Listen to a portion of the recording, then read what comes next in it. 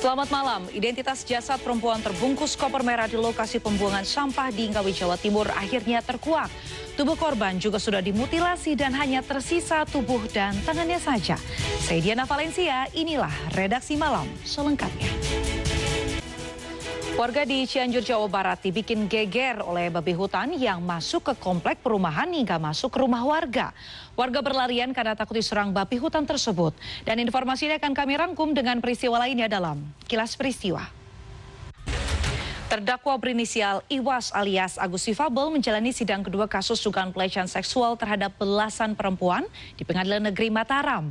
Dalam sidang dengan agenda mendengar keterangan saksi dari Jaksa Penuntut Umum, Agus membantah keterangan saksi korban AM dan mengaku tak mengenali dua saksi korban lainnya. Jasad perempuan yang ditemukan di dalam koper warna merah di lokasi pembuangan sampah di Ngawi, Jawa Timur diduga korban mutilasi. Hasil identifikasi sementara kondisi mayat hanya bagian tubuh dan kedua tangan. Sementara ayah korban mengaku sang anak sempat pulang ke rumah sekitar 5 hari yang lalu. Beralih ke informasi lain, sepasang suami istri di Indramayu menjadi korban perampokan dengan modus gembos ban mobil. Uang 200 juta rupiahnya raib digondol perampok.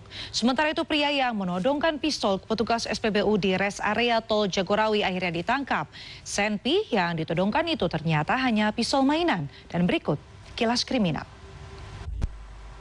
Pertengkaran suami istri yang berujung pembakaran rumah terjadi di dua lokasi berbeda. Bertengkar dengan suami, seorang istri di Kabupaten Probolinggo, Jawa Timur tak sengaja membakar rumahnya sendiri.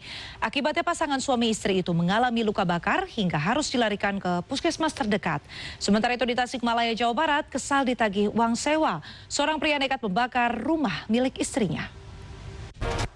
Polisi menggelar rekonstruksi kasus pembunuhan yang dilakukan karyawan barbershop terhadap karyawan minimarket di Jombang, Jawa Timur. Pembunuhan itu dilakukan karena korban mendekati pacar tersangka sehingga tersangka gagal melamar pacarnya.